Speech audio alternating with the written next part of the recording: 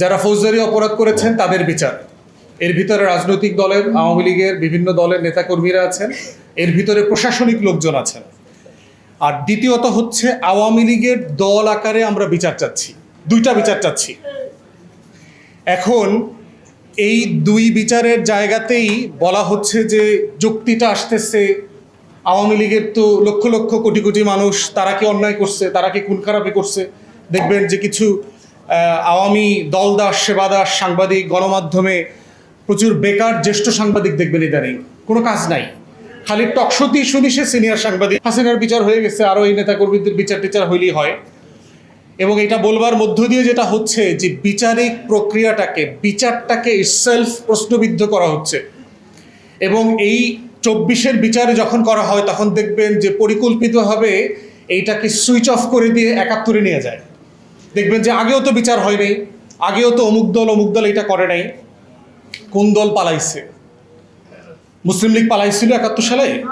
মুসলিম লীগের নেতারা সবাই দেশে ছিল না তখন? যারা শাসক গোষ্ঠী 71-এর, ফজলুল কাদের চৌধুরী মুসলিম লীগের সবচেয়ে বড় নেতা ছিল, শেখ মুজিব তাকে জেলে মারছে। খানের সবুর শহীদ প্রেসিডেন্ট জিয়াউর রহমানের সময় ইলেকশন করে এমপি হয়েছে, মুসলিম লীগের অনেক নেতা এমপি হয়েছে। শহীদ প্রেসিডেন্ট জিয়াউর রহমানের প্রধানমন্ত্রী মুসলিম লীগের নেতা ছিলেন। এই মানুষগুলো তো কেউ পালায় নাই। তো যারা পালায় নাই তাদের আবার বিচার করতে হবে কেন? তাদের তো রাজনৈতিক প্রশ্নের মধ্য দিয়ে সে তো এই দেশে জনগণের কাছে গেছে। অতএব এই যে প্রশ্নগুলো, এই প্রশ্নগুলোকে আমাদের রিফিউট করতে হবে বিচারের যে সম্মতি তৈরি করার জায়গাতে বারবার পরিকল্পিতভাবে। এবং আপনারা দেখবেন শুধু রাতের টকশোর গেস্ট দেখবেন 30, 35টা 40টা টকশোতে দেখবেন অলমোস্ট এন্টায়ারলি জামাতের কোনো প্রতিনিধি নাই, এনসিপির কোনো প্রতিনিধি নাই, বিরোধী দলের অলমোস্ট কোনো প্রতিনিধি নাই। তাহলে 2-3 মিলে কি আলাপ করে দেখবেন, একটা হচ্ছে লুকানো গুপ্ত আওয়ামী লীগ, একটা হচ্ছে গুপ্ত সাংবাদিক, আর একটা হচ্ছে আওয়ামী বুদ্ধিজীবী। এই আমরা তোমরা মিলে দেখবেন টকশোতে গণমাধ্যমগুলো ব্যাপক মতামত তৈরি করতেছে এই বিচারিক প্রক্রিয়াটাকে কিভাবে প্রশ্নবিদ্ধ করা যায়, স্লো করা যায়, ইতিহাসের অন্য ঘটনার সাথে ডাইলিউট করা যায়। তো এই জায়গাতে হচ্ছে বিচারিক প্রশ্নের ব্যাপারে আমরা বারবার গত 2 বছর অন্তর্বর্তীকালীন সরকারের সময় বলেছি, এখানে মাননীয় বিরোধী দলের নেতা আছেন, আমরা অনুরোধ করব যেটা আমরা বারবার বলেছি যে একটা কংগ্রেসের মডেলে গণশুনানির আয়োজন করেন, যে সংসদ প্লাজাতে একটা ক্রস পার্টি পার্লামেন্টারি গ্রুপ এবং মানবাধিকার কর্মী আইনজীবীদেরকে নিয়ে আপনারা একটা কমিটি করেন, যেখানে জুলাইয়ের গল্প বলতে মানুষ যাবে, শহীদ পরিবার যাবে, সেখানে প্রত্যেক দিন শুনানি হবে, ঘন্টার পর ঘন্টা শুনানি হবে। এবং আওয়ামী লীগ কী জিনিস সেটা বিটিভিতে লাইভ সম্প্রচার করে টেলিভিশনগুলোতে বলতে হবে, বুঝাইতে হবে। আপনি পুরো জুলাইয়ের সময়গুলোতে দেখেন টেলিভিশনে অলমোস্ট জুলাইয়ের কোনো প্রোগ্রাম নাই। জুলাই শহীদদেরকে আপনারা কোনো টকশোতে, কোনো ইন্টারভিউতে দেখবেন না। এই ঘটনাগুলো কিন্তু কাকতালীয় না। আমরা যারা গণমাধ্যমের চরিত্র বাংলাদেশে জানি, তাদের খতিয়ান আমলনামা জানি, তাদের মালিকানা সম্পর্কে জানি, এগুলো পরিকল্পিতভাবে করা হচ্ছে। আমরা জানি কোথায়, কোন হোটেলে, কোন সাংবাদিক, টকশো হোস্ট, গেস্টরা মিলে একসাথে কোন রাতে মিটিং করে, এগুলো আমরা জানি, আমাদের কাছে ছবিও আছে। অতএব এই কালচারাল ফ্যাসিজমকে যদি আমরা কালচার দিয়ে, পাবলিক কনসেন্ট তৈরি করবার মধ্য দিয়ে বিচারিক প্রক্রিয়াকে হেল্প করতে না পারি, শুধুমাত্র বিচারিক প্রক্রিয়া চলবে না, বিচারিক প্রক্রিয়ার দাবিটা থেমে যাবে। তাই আমরা অনুরোধ করব বিরোধী দলের নেতারা যারা আছেন এখানে, দয়া করে সংসদে এটা রেজ করবেন। আমরা কংগ্রেসের মডেলে গণশুনানি চাই, যেখানে 24-এর সকল স্টেক হোল্ডার, যেই সন্তানের মাথায় 7.62 মিলিমিটারের বুলেট ঢুকেছে, সেই সন্তানের বাবার কান্না আমরা দেখতে চাই পাবলিকলি, মায়ের কান্না দেখতে চাই। যারা সিডিআই করে দেওয়ার আলোচনা করতেছে, শাওনদের এত দুঃসাহস কোত্থেকে হয়? কারণ শহীদদের গল্পগুলো মুছে দেওয়া হয়েছে। 1400 শহীদদের কোনো আমলনামা নাই, তাদের কোনো জীবনী নাই। অথচ দেখবেন এর ভিতরেও নাটকীয়ভাবে দেখবেন এইগুলোকে গণমাধ্যমে প্রত্যেকদিন টকশোতে আলোচনা।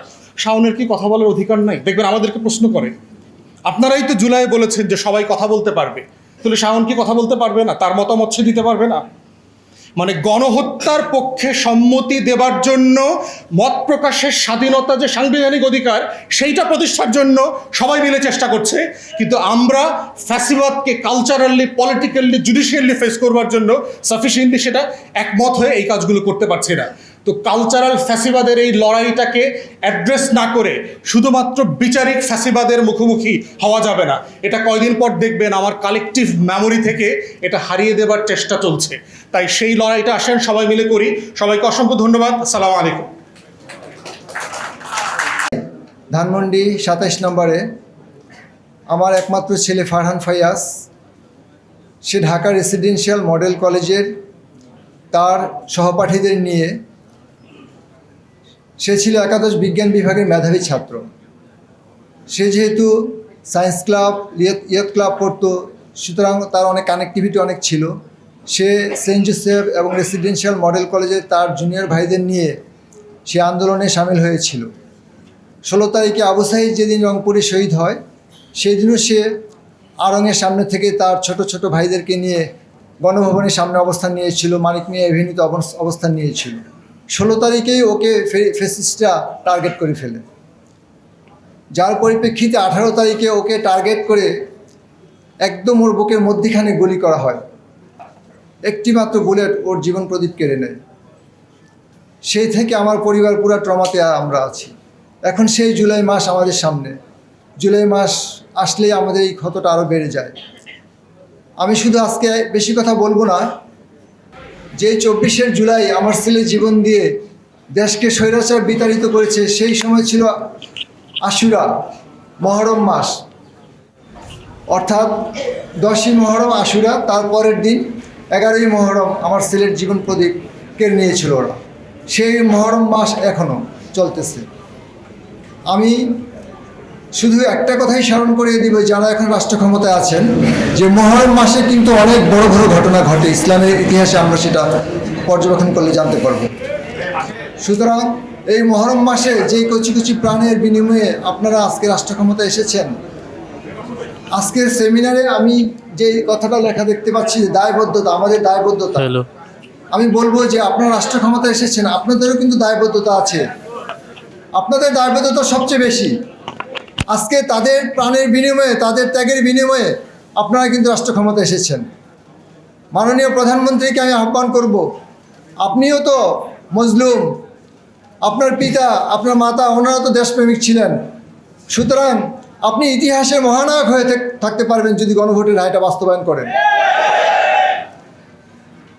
আজকে আমি আমার বক্তব্য লম্বা করব না, আমি একজন শহীদের পিতা হিসেবে আমাদের কষ্টের জায়গা থেকে আপনাকে অনুরোধ করতেছি, আপনি অনতিবিলম্বে এই গণভোটের রায় বাস্তবায়ন করে জাতির সামনে আপনি মহানায়ক হয়ে থাকেন। ধন্যবাদ সবাইকে। আসসালামু আলাইকুম। সম্মানিত ভাই এবং বন্ধুগণ, আজকের এই 11 দলীয় ঐক্যের জাতীয় সেমিনারে পর্যায়ে বিশেষ অতিথি হিসেবে বক্তব্য রাখবেন আমার বাংলাদেশ পার্টির সম্মানিত সাধারণ সম্পাদক জনাব ব্যারিস্টার আসাদুজ্জামান ফুয়াদ। বক্তব্য রাখছেন ব্যারিস্টার আসাদুজ্জামান ফুয়াদ। বিভীষিকাময় দিনের মাধ্যমে 36 জুলাই শেষে আমরা যখন সংস্কারের বাংলাদেশ, নতুন বাংলাদেশের কথা বলছি, সেখানে আমাদেরই সাথে থাকা সহযোদ্ধারা এখন নতুন ফ্যাসিস্টের চিন্তা করতেছে, নতুনভাবে ফ্যাসিস্ট হওয়ার চিন্তা তারা করতেছে। তাদের নেতাকর্মীরা দুর্নীতির সাথে যুক্ত হচ্ছে, তাদের নেতাকর্মীরা নতুন করে বৈষম্য তৈরি করতেছে। এই বৈষম্য নতুন প্রজন্মের জুলাই যোদ্ধারা মেনে নেবে না। শহীদের রক্তের সাথে বেইমানি করলে, আহত ভাইদের সাথে বেইমানি করলে, দেশের জনগণের সাথে বেইমানি করলে দেশের মানুষ কিন্তু চুপ করে আর বসে থাকবে না। যেই পার্লামেন্টে বসে আপনারা বলেন যে শুধু একটা নির্বাচনের জন্য আমরা গণভোটে রাজি হয়েছিলাম, এটা তো জাতির সাথে বেইমানি। এই বেইমানির দায়ে, এই প্রতারণার দায়ে আপনার তো পদত্যাগ করা উচিত। যেই ম্যান্ডেট নিয়ে আপনারা নির্বাচিত হয়েছেন, সেই একই ম্যান্ডেটে একই দিনে গণভোট হয়েছে। সেই গণভোটকে অস্বীকার করে আপনারা দেশ পরিচালনা করবেন, সেই চিন্তা আপনাদের দীর্ঘমেয়াদী হবে না। মাননীয় প্রধানমন্ত্রীকে বলতে চাই, মাননীয় প্রধানমন্ত্রী, প্রধানমন্ত্রিত্ব বড় না, কিয়ামত বড়। প্রস্তুতি নেন সেই দিনের জন্য, যেই দিন সাইদ ওয়াসিম মুগ্ধর মুখোমুখি হতে হবে। কি জবাব দিবেন সেই দিন? দেশের মানুষ যখন আবার রাস্তায় নেমে আসবেন, বাংকার বানান আর যেখানেই লুকিয়ে থাকেন, পালিয়ে বাঁচতে পারবেন না। ক্ষমতা আপনাদের ছাড়তে হবে। সুতরাং দেশের মানুষের সাথে বেইমানি না করে, জুলাই যোদ্ধাদের সাথে বেইমানি না করে, আহত ও শহীদ পরিবারদের সাথে বেইমানি না করে গণভোটের রায় মেনে নিন, জুলাই সনদ বাস্তবায়ন করুন। আল্লাহ হাফেজ। সম্মানিত দেশবাসী, ভাই এবং বন্ধুগণ, আজকের জাতীয় সেমিনারে এ পর্যায়ে আমাদের সামনে বক্তব্য রাখার জন্য অনুরোধ করছি জাতীয় গণতান্ত্রিক পার্টি জাগপার সম্মানিত সহসভাপতি ও মুখপাত্র, আমাদের অত্যন্ত শ্রদ্ধাভাজন মরহুম শফিউল আলম প্রধান, তার সুযোগ্য সন্তান জনাব ইঞ্জিনিয়ার রাশেদ প্রধান এখন বক্তব্য রাখছেন। বিসমিল্লাহির রহমানির রহিম। আজকের এই সেমিনারের সম্মানিত সভাপতি, সম্মানিত প্রধান অতিথি, বিশেষ অতিথিবৃন্দ, মঞ্চে উপবিষ্ট নেতৃবৃন্দ, আমার সামনে উপস্থিত সাংবাদিক ভাইয়েরা, সম্মানিত সুধীবৃন্দ, আসসালামু আলাইকুম। একটা সুন্দর প্রবন্ধ উপস্থাপন হয়েছে, আমার প্রাণপ্রিয় তাজুল ভাই বলেছেন, আপনারা সকলেই শুনেছেন। এইটার পরে আসলে বক্তব্য দেওয়ার কোনো কিছু নাই, ওখানেই সব কিছু তুলে ধরা হয়েছে। এরপর যে আলোচনাগুলো হচ্ছে জ্ঞানগর্ভ আলোচনা। আমার মতো সাধারণ মানুষ এত গুরুত্বপূর্ণ কথা বলা কঠিন। আমি আসলে এত কিছু বুঝি না, আমি খুব সাধারণ মানুষ। আমি যেটা বুঝি সেটা হচ্ছে এই যে সবার মোবাইলে সোশ্যাল মিডিয়াতে গণহত্যার এত প্রমাণ, এত ছবি, এত ভিডিও, এত এভিডেন্স, এত কিছু থাকার পরেও একটা সন্ত্রাসী সংগঠন আওয়ামী লীগের বিচার কার্য কেন ধীর গতিতে চলছে? আমি এই জিনিসটা বুঝি যে গণহত্যাকারী ফ্যাসিস্ট শেখ হাসিনা এবং তার দোসরদের বিচার প্রক্রিয়াটাকে কচ্ছপের মতো গতিতে নিয়ে আসা হয়েছে। আমি খুব সাধারণ মানুষ, সাধারণ জায়গা থেকে এটা বুঝি যে ফ্যাসিস্ট শেখ হাসিনা এবং ওসমান হাদির যে হত্যাকারীদেরকে ভারত থেকে দেশে ফিরিয়ে আনার ব্যাপারে কূটনৈতিক কার্যক্রম ঠিকমতো পরিচালনা করা হচ্ছে না। আমি আমার জায়গা থেকে অত্যন্ত হতাশার সাথে দেখি কোনো আইনের দরকার নাই, সংবিধানের দরকার নাই, বিচারের দরকার নাই, রেডি একটা সেটআপ, সেটা হচ্ছে জুলাই জাদুঘর, সেটা শুরু করতেও গড়িমসি করা হচ্ছে।